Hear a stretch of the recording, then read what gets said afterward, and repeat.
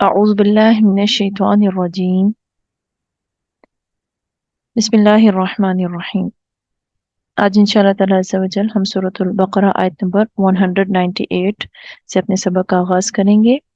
اللہ سبحانہ وتعالی ارشاد فرماتے ہیں لیسا نہیں ہے علیکم تم پر جناح کوئی گناہ ان یہ کہ تبتغوا تم تلاش کرو فضلا فضل من ربکم اپنے رب کا، فَإِذَا بس جب افدتم تم سب لوٹو من عرفات میدان عرفات سے، فَاذْكُرُوا اللَّهَ بس تم سب ذکر کرو اللہ کا، عند المشعر الحرام مشعر حرام کے پاس، وَاذْكُرُوهُ اور تم سب ذکر کرو اس کا، کما جیسا کہ ہداکم اس نے تمہیں ہدایت کی، وَإِن كُنتُم اور اگرچہ تم تھے من قبل ہی اس سے پہلے لمن الضالین گمراہوں میں سے۔ بخاری شریف میں اس آیت کی تفسیر میں حضرت عبداللہ بن عباس رضی اللہ تعالی عنہ سے مروی ہے کہ عکاظ مجنہ اور ذوالمجاز نامی جاہلیت کے زمانے میں بازار تھے۔ اسلام کے بعد ان میں موسم حج کے موقع پر تجارت کرنے میں صحابہ کرام کو کچھ گناہ ہونے سے ڈر لگا، وہ ڈرے، جس پر انہیں اجازت دی گئی کہ ایام حج میں تجارت کوئی گناہ کا کام نہیں۔ اور ایک روایت میں ایسے بھی آتا ہے کہ یہ مسئلہ حضور صلی اللہ علیہ وآلہ وسلم سے دریافت کیا گیا، جس پر یہ آیت مبارکہ اللہ سبحانہ وتعالی نے نازل فرمائی کہ حج کے دنوں میں احرام سے پہلے یا احرام کے بعد حاجی کو خرید و فروخت حلال ہے۔ حضرت ابن عمر رضی اللہ تعالی عنہ سے پوچھا جاتا ہے کہ ایک شخص حج کو نکلتا ہے اور ساتھ ہی تجارت بھی کرتا ہے تو اس کے بارے میں کیا حکم ہے؟ تو آپ رضی اللہ تعالی عنہ نے اسی آیت مبارکہ کو تلاوت فرمایا۔ مسند احمد کی ایک روایت میں آتا ہے کہ ابو امامہ تیمی رحمت اللہ علیہ نے حضرت ابن عمر رضی اللہ تعالیٰ عنہ سے کہا کہ ہم حج میں جانور کرائے پر دیتے ہیں، کیا ہمارا بھی حج ہو جاتا ہے؟ آپ نے فرمایا کیا تم بیت اللہ شریف کا طواف نہیں کرتے؟ کیا تم عرفات میں نہیں ٹھہرتے؟ کیا تم شیطان کو کنکریاں نہیں مارتے؟ کیا تم سر نہیں منڈواتے؟ اس نے کہا یہ سب کام تو ہم کرتے ہیں۔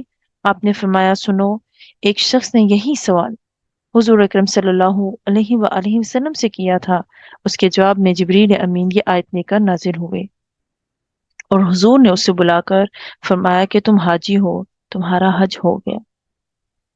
تو بیسیکلی اس آیت میں جو اللہ سبحانہ وتعالی نے چیز واضح فرما دی کہ زمانہ جاہلیت کے جو غلط اعتقادات تھے ان میں سے ایک یہ بھی تھا کہ حج کے دوران تجارت کرنا مکروہ خیال کرتے تھے اور اسے خلوص عمل کے خلاف سمجھتے تھے۔ اللہ سبحانہ وتعالی نے اس کی اجازت فرما دی اور اصل مقصد کیا ہے؟ حج ہے، اور سمجھا دیا کہ تمہارا اصل مقصود حج ہی ہو اور تجارت سے حج کے ارکان وغیرہ میں کچھ خلل واقع نہ ہو۔ اور پھر واضح ہو گئی یہ چیز کہ حج کے ایام میں جو ہے وہ تجارت کرنا ممنوع عمل نہیں ہے، جو کہ صحابہ کرام اس کو گناہ سمجھنے لگے۔ اللہ سبحانہ وتعالیٰ نے ان کے اس غلط فہمی کو دور فرمایا۔ اسی کے ساتھ ساتھ اللہ سبحانہ وتعالیٰ فرماتے ہیں فَإِذَا أَفَدْتُم مِّنْ عَرَفَاتٍ فَاذْكُرُوا اللَّهَ عِندَ الْمَشْعَرِ الْحَرَامِ جب تم لوٹو عرفات سے تو تم نے ذکر کرنا ہے اللہ تعالیٰ کا مشعر الحرام کے پاس۔ تو یہاں پر عرفات میدان عرفات یعنی جب تم سب لوٹو میدان عرفات سے تو تم نے اللہ کا ذکر کرنا ہے مشعر الحرام کے پاس۔ تو یہاں پر اللہ تعالیٰ نے یہ بتا دیا۔ اب عرفہ کیا ہے؟ عرفہ وہ جگہ ہے جہاں کا ٹھہرنا حج کا بہترین کام ہے۔ مسند احمد کی حدیث میں آتا ہے کہ حج عرفات ہے، 3 مرتبہ آپ صلی اللہ علیہ وآلہ وسلم نے یہی فرمایا۔ جو سورج نکلنے سے پہلے عرفات میں پہنچ گیا اس نے حج کو پا لیا۔ مینا 3 دن ہے، یعنی مینا میں 3 دن گزارنے ہوتے ہیں، 2 دن آگے پیچھے کرنے والے پر کوئی گناہ نہیں ہوگا۔ یعنی ٹھہرنے کا وقت عرفہ کے دن تک ہے، یعنی عرفہ کے دن سورج ڈھلنے کے بعد سے لے کر عید کی صبح صادق کے طلوع ہونے تک ہے۔ حضور صلی اللہ علیہ وآلہ وسلم نے حجۃ الوداع میں ظہر کی نماز کے بعد سے سورج غروب ہونے تک آپ صلی اللہ علیہ وسلم یہیں ٹھہرے رہے اور فرماتے رہے کہ مجھ سے حج کے طریقے جو ہیں ان کو سیکھ لو۔ اب اس آیت سے جو چیز ہمیں معلوم ہو رہی وہ کیا ہے کہ ارکان حج میں جو ہے عرفات میں وقوف بہت ضروری ہے اور یہ رکن اعظم ہے۔ اور جیسے کہ حدیث مبارکہ میں آتا ہے نا کہ حضرت عبداللہ بن عمر رضی اللہ تعالیٰ عنہ سے روایت ہے کہ آپ صلی اللہ علیہ وسلم نے فرمایا حج عرفات کی حاضری ہے، حج عرفات کی حاضری ہے، حج عرفات کی حاضری ہے۔ اور پھر مینا کے 3 دن ہیں، پھر جو شخص جلدی کر کے 2 دن میں ہی چلا گیا اس پر بھی گناہ نہیں، جو تیسرا دن ٹھہرا رہا اس پر بھی کوئی گناہ نہیں، اور جس نے طلوع فجر سے پہلے پہلے عرفات کا وقوف پا لیا اس نے بھی حج کو پا لیا۔ اب اس کے ساتھ اللہ تعالیٰ حکم دے رہا ہے کہ تم نے کیا کرنا ہے، اللہ تعالیٰ کا ذکر کرنا ہے مشعر الحرام۔ مشعر الحرام مزدلفہ کی جو ہے ایک پہاڑی کا نام ہے جس پر امام وقوف کرتا ہے، اور اسی پہاڑی پر وقوف کرنا افضل ہے۔ اگر یہ نہ ہو سکے تو پھر جہاں بھی قیام کر لے جائز ہوگا سوائے وادی محصر کے۔ اس کے ساتھ ساتھ اللہ سبحانہ و تعالی مزید جو ارشاد فرماتے ہیں کہ کیا کرنا ہے، یہاں پر کثرت کے ساتھ جو ہے نا وَاذْكُرُوهُ كَمَا هَدَاكُمْ، اللہ کا ذکر کرنا ہے جیسے کہ اس نے تمہیں ہدایت کی ہے، یعنی ذکر کرو۔ احکام حج جو ہے اللہ نے وضاحت کے ساتھ بیان فرما دیے ہیں، ابراہیم علیہ السلام کی سنت کو بھی واضح فرما دیا ہے۔ اللہ فرماتا ہے اس سے پہلے تم لوگ بڑے بے خبر تھے، تمہیں معلوم ہی نہیں تھا کیا کرنا ہے کیا نہیں کرنا، تو یعنی اسلام سے پہلے تم لوگ بے خبر تھے، قرآن سے پہلے بے خبر تھے، رسول اللہ صلی اللہ علیہ وسلم سے پہلے تم لوگ بے خبر تھے، تمہیں معلوم نہیں تھا کیا کرنا ہے۔ اب اللہ تعالیٰ نے تمہیں اسلام کی دولت بھی عطا کی، محمد عربی صلی اللہ علیہ وسلم کی نعمت سے بھی نوازا، اور اس کے ساتھ ساتھ قرآن کریم تمہارے پاس موجود ہے، کتاب ہدایت موجود ہے، تو تم نے اللہ کا کثرت کے ساتھ مشعر الحرام میں ذکر کرنا ہے۔ اس کے بعد اللہ تعالیٰ فرماتے ہیں ثم پھر افیدو تم سب لوٹو، من حیثو جہاں سے افاض الناس لوٹتے ہیں لوگ، واستغفروا اللہ اور تم سب اللہ سے معافی مانگو، ان اللہ بے شک اللہ تعالیٰ غفور رحیم بخشنے والا مہربان ہے۔ اب ہوتا یہ تھا کہ اللہ تعالیٰ فرما رہا ہے کہ تم وہاں سے لوٹو جہاں سے سب لوگ لوٹتے ہیں، اور اللہ سے بخشش مانگو، بے شک اللہ بخشنے والا مہربان ہے۔ قریش جو تھے نا انہوں نے فخر و تکبر اور نشان امتیاز کے طور پر یہ ٹھہرا لیا تھا کہ وہ حد حرم سے باہر نہیں جاتے تھے، حرم کے آخری حد پر ٹھہر جاتے تھے، کہتے تھے ہم اللہ والے ہیں، وہ اسی کے شہر کے رئیس ہیں، اس کے گھر کے مجاور ہیں۔ بخاری شریف میں آتا ہے کہ قریش اور ان کے ہم خیال لوگ جو تھے نا وہ مزدلفہ میں ہی رک جایا کرتے تھے، اور اپنا نام انہوں نے حمص رکھا تھا، باقی کل عرب کے لوگ جو ہیں عرفات میں جا کر ٹھہرتے تھے، اور یہ مزدلفہ یعنی وہیں سے لوٹتے تھے۔ اسی لیے اللہ سبحانہ وتعالیٰ نے حکم دیا کہ جہاں سے عام لوگ لوٹتے ہیں تمہیں بھی وہیں سے لوٹنا ہے، تم سب کو وہیں سے لوٹنا ہے۔ ایسا نہیں ہوگا کہ تم زیادہ خاص ہو تو تم مزدلفہ سے باہر نہیں آؤ گے، میدان میں عرفات میں نہیں جاؤ گے، جہاں سے سب لوٹتے ہیں وہیں سے لوٹنے کا اسلام نے انہیں حکم دیا ہے۔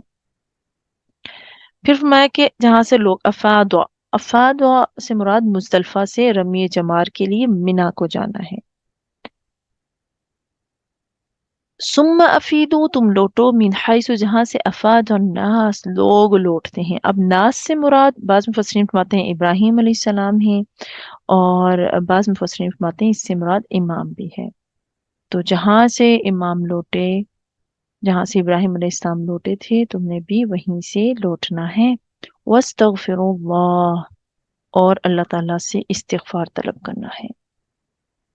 استغفار کا ارشاد فرما رہا ہے اللہ تعالیٰ، جو عموماً عبادات کے بعد کیا جاتا ہے۔ حضور صلی اللہ علیہ وسلم دیکھیں فرض نماز سے فارغ ہو کر 3 مرتبہ استغفار کیا کرتے تھے۔ آپ لوگوں کو سبحان اللہ، الحمدللہ، اللہ اکبر 33 مرتبہ پڑھنے کا بھی حکم دیا کرتے تھے، بخاری اور مسلم شریف میں روایت موجود ہے۔ اور یہ بھی مروی ہے کہ عرفہ کے دن شام کے وقت حضور صلی اللہ علیہ وآلہ وسلم نے اپنی امت کے لیے استغفار کیا، اور آپ صلی اللہ علیہ وسلم کا یہ فرمان عالی شان بھی ہے کہ تمام استغفاروں کا سردار یہ استغفار ہے جسے سید الاستغفار کہتے ہیں۔ اللہم انت ربی لا الہ الا انت خلقتنی وانا عبدک وانا علی عہدک ووعدک ما استطعت اعوذ بک من شر ما صنعت ابوء لک بنعمتک علی وابوء بذنبی فاغفر لی فانہ لا یغفر الذنوب الا انت۔ آقا علیہ الصلوۃ والسلام فرماتے ہیں جو شخص اسے رات کے وقت پڑھ لے اگر اسی رات مر جائے گا تو قطعاً جنتی ہوگا، اور جو شخص اسے دن میں پڑھے گا اور اسی دن مرے گا تو وہ جنتی ہوگا۔ تو دیکھیں دین اسلام کی برکت، آقا علیہ الصلوۃ والسلام کے صدقے ہمیں ایسے کلمات عطا کر دیے گئے، ہمیں ایسی دعائیں سکھا دی گئی کہ جب ہم انہیں پڑھ لیتے ہیں تو اللہ سبحانہ و تعالی ہمیں بے شمار انکاؤنٹیبل اجر عطا فرماتے ہیں۔ ان میں سے سید الاستغفار بھی ہے کہ جب بندہ اس کو دن میں پڑھ لیتا ہے، اسی دن اگر موت ہو جاتی ہے تو اللہ تعالیٰ کے رسول کے قول کے مطابق بندہ جنتی ہے، رات کو پڑھ لیا تو جنتی ہے۔ تو ہمیں تو اللہ سے جنت چاہیے، ہم گناہگاروں کو، خطا کاروں کو۔ تو دین اسلام اور اللہ سبحانہ و تعالیٰ کی بارگاہ میں کون سے اعمال مقبولیت رکھتے ہیں جو تھوڑے ہوں اور ان پر مداومت ہو، ایسا نہیں ایک دن کیا تو دوسرے دن نہیں کیا۔ تو یہ عادت بنا لیجئے اس ماہ مقدسہ کے ذریعے، اس ماہ مقدسہ کی وساطت سے، کہ اس میں نیکیاں کرنا آسان ہے، شیطان ہم سے دور ہے، ایک روحانیت کا ماحول ہے۔ تو اس میں صبح و شام کے اذکار میں اس دعا کو لازمی شامل رکھیے کہ جب آپ اس کو پڑھیں گے تو ایک اور دعا کہ اللہ سبحانہ و تعالی ہم سب کو ناگہانی حادثاتی موت سے محفوظ فرمائے، یہ ہر روز اپنی دعاؤں میں شامل رکھیں، اور حضور صلی اللہ علیہ وآلہ وسلم کی سنت کے مطابق اپنی زندگی کو بسر کرنے کی کوشش کریں گے تو ہمیں مشکلات نہیں ہوں گی، زندگی خود عبادت سے مزین ہو جائے گی۔ حضور صلی اللہ علیہ وسلم کی سنت کے مطابق آپ علیہ السلام 70 مرتبہ سے زیادہ استغفار کیا کرتے تھے، آپ صبح اور شام کے اذکار پڑھا کرتے تھے۔ یہ سب کس لیے ہے؟ حضور کا مقام تو بہت اعلیٰ و عرفہ ہے، سب سے اعلیٰ مقام جنت میں آپ علیہ الصلوۃ والسلام کا ہے، لیکن یہ سب کچھ کر کے دکھا دیا امت کے لیے کہ آپ کو بھی ایسی زندگی گزارنی ہے جیسے حضور نے گزاری۔ ہمارا اٹھنا بیٹھنا، ہمارا چلنا، ہمارا پورا زندگی گزارنے کا انداز جو ہے، ہمیں اس میں حضور صلی اللہ علیہ وسلم کی سنت کو دیکھنا ہے۔ سنت کیا ہے؟ آپ علیہ الصلوۃ والسلام کا طریقہ۔ جب ہم اس کو دیکھیں گے، حضور اٹھے کیسے، حضور بیٹھے کیسے، حضور نے کھایا کیسے، حضور نے پیا کیسے، حضور نے کن موقعوں پر کون سی دعائیں پڑھی، تو ہماری پوری زندگی، جو کہ اللہ تعالیٰ قرآن کریم میں فرماتا ہے کہ وما خلقت الجن والانس الا لیعبدون، میں نے جنوں انسانوں کو اپنی عبادت کے لیے پیدا کیا، تو جب حضور کے طریقوں کے مطابق ہوگی تو آٹومیٹکلی وہ عبادت سے مزین ہو جائے گی، اور اسلام اسی کا تقاضا کرتا ہے۔ اس کے بعد آگے اللہ تعالیٰ فرماتے ہیں فَإِذَا قَضَيْتُمْ، پس جب تم ادا کر چکو مناسککم اپنے مناسک، اللہ، پس تم اللہ کا ذکر کرو، کا ذکرکم، جیسے کہ تم ذکر کرتے تھے آباءکم اپنے آباء و اجداد کا، او اشد ذکرا، یا اس سے بھی زیادہ شدت سے یاد کرو۔ فمن الناس، بس لوگوں میں سے کچھ ایسے ہیں، من یقول، جو کہتے ہیں ربنا، اے ہمارے رب، آتنا، ہمیں دے، فی الدنیا، دنیا میں، وما لہو، اور نہیں ہے ان کے لیے، فی الآخرت، آخرت میں، من خلاق، کوئی حصہ، ومنہم، اور انہی میں سے، من یقولو، جو کہتے ہیں ربنا، اے ہمارے رب، آتنا، ہمیں دے، فی الدنیا حسنہ، دنیا میں بھلائی، وفی الآخرت حسنہ، اور آخرت میں بھی بھلائی، وقنا عذاب النار، اور ہمیں دوزخ کے عذاب سے بچا لے۔ اولئک، یہی وہ لوگ ہیں، لہم، ان کے لیے، نصیب، حصہ ہے، مما، اس سے جو کسبو، انہوں نے کمایا، واللہ سریع الحساب، اللہ تعالیٰ بہت جلد حساب لینے والا ہے۔ اب ہوتا کیا تھا؟ اللہ سبحانہ تعالیٰ یہاں کیا حکم دے رہا ہے؟ اللہ تعالیٰ حکم دے رہا ہے کہ فراغت حج کے بعد تم نے کیا کرنا ہے؟ فراغت حج کے بعد تم نے یہ کرنا ہے کہ اللہ سبحانہ و تعالیٰ کا کثرت سے ذکر کرنا ہے، جیسے کہ تم کس کا ذکر کرتے تھے؟ اپنے آباء و اجداد کا ذکر کیا کرتے تھے، یعنی تم نے ذکر کرنا ہے جیسے باپ دادا کا کیا کرتے تھے، کثرت کے ساتھ۔ دوسرا وانا کیا جو بیان ہوتا ہے شاید کا، وہ یہ ہے کہ اہل جاہلیت نے حج کے موقع پر جب ٹھہرتے تھے بیٹھتے تھے تو کوئی کہتا تھا میرا باپ بڑا مہمان نواز تھا، کوئی کہتا تھا وہ لوگوں کے کام کاج کر دیا کرتا تھا، سخاوت و شجاعت میں یکتا تھا وغیرہ، مطلب بہت ساری باتیں. تو اللہ سبحانہ وتعالیٰ نے فرمایا یہ فضول باتیں چھوڑو، اللہ کی بزرگیاں بیان کرو، اس کی عظمتیں اس کی عزتیں بیان کیا کرو، اس کی عظمتیں بیان کرو. یعنی اللہ کا کثرت سے ذکر کرو. او اشد ذکر، یعنی بہت زیادہ تم نے ذکر کرنا ہے. کس کا ذکر کرنا ہے؟ اللہ تعالیٰ کا. یعنی ذکر میں بکثرت تم نے کیا کرنی ہے؟ دعائیں کرنی ہے. کیوں کہ یہ موقع جو ہے نا قبولیت کا ہوتا ہے. اور ساتھ ساتھ اللہ تعالیٰ نے ان لوگوں کی برائی بھی بیان کر دی کہ جو اللہ سے سوال کرتے ہیں صرف کس کا؟ ربنا آتنا فی الدنیا، دنیا طلبی، آخرت کی طرف ان کی نگاہیں نہیں اٹھتی. اللہ تعالیٰ فرماتا ہے وَمَا لَهُ فِي الْآخِرَةِ مِنْ خَلَاقٍ، ان کے لیے آخرت میں کوئی حصہ نہیں ہے جو صرف اللہ سے دنیا مانگتے ہیں. بعض عربی لوگ جو ہیں یہاں ٹھہر کر کون سی دعائیں مانگا کرتے تھے کہ خدایا اس سال بارشیں اچھی برسا، غلے اچھے ہوں، اولادیں بکثرت ہوں. لیکن اللہ سبحانہ وتعالی نے مومنین کی تعریف بیان فرمائی، ان کی دعا کا ذکر فرمایا. وَمِنْهُمْ، انہی میں جو اہل ایمان ہیں، مَن يَقُولُ رَبَّنَا آتِنَا فِي الدُّنْيَا حَسَنَةً وَفِي الْآخِرَةِ حَسَنَةً وَقِنَا عَذَابَ النَّارِ، کہ وہ کیا کرتے ہیں؟ مومنین کی دعائیں جو ہیں دونوں جہاں کی بھلائیوں کی ہوتی ہیں، اسی لیے اللہ نے ان کی تعریف بیان کی.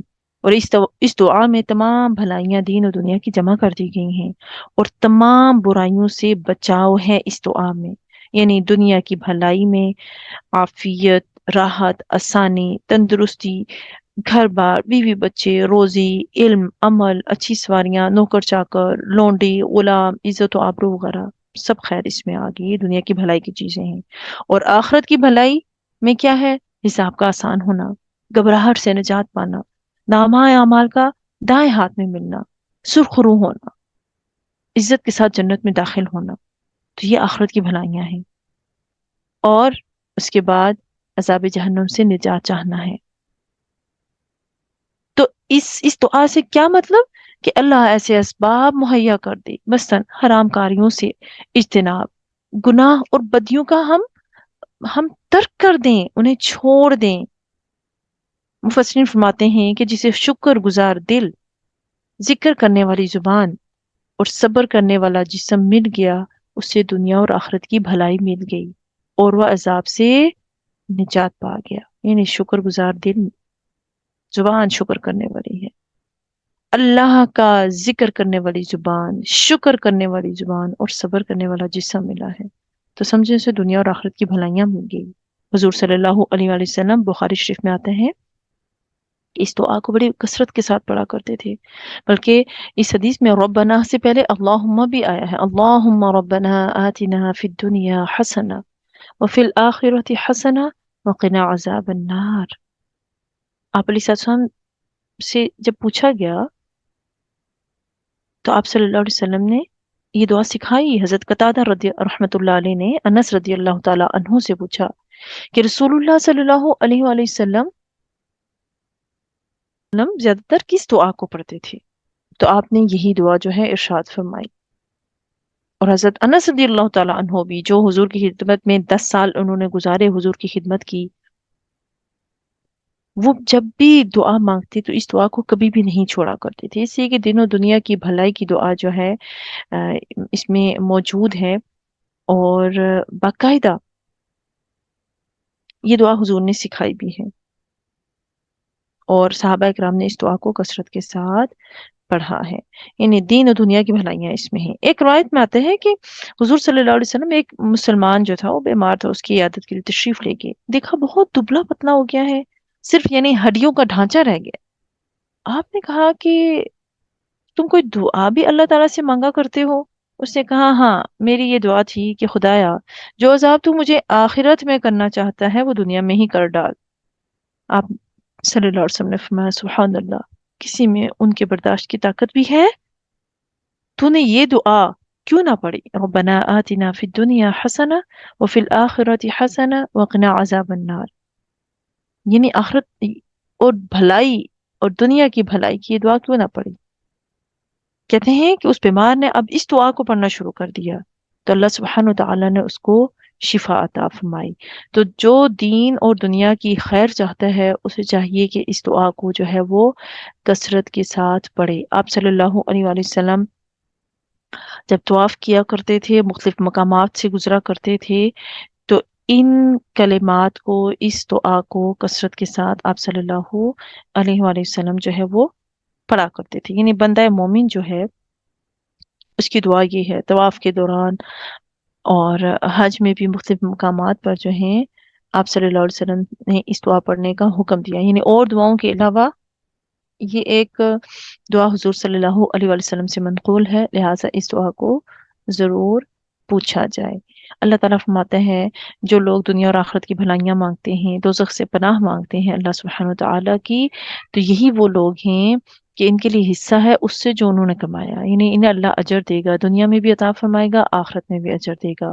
واللہ سریع الحساب، اللہ تعالیٰ بہت جلد جو ہے وہ بندوں کا حساب لینے والا ہے۔ صدق اللہ العظیم۔ اللہ تعالیٰ ہمیں عمل صالح کی توفیق عطا فرمائے۔ اپنی صبح و شام کی دعاؤں میں اس دعا کو بھی ضرور بضرور شامل رکھیں۔ سبحانک اللہم و بحمدک، اشہد ان لا الہ الا انت، استغفرک و اتوب الیک۔ آمین ثم آمین۔ السلام علیکم ورحمۃ اللہ وبرکاتہ۔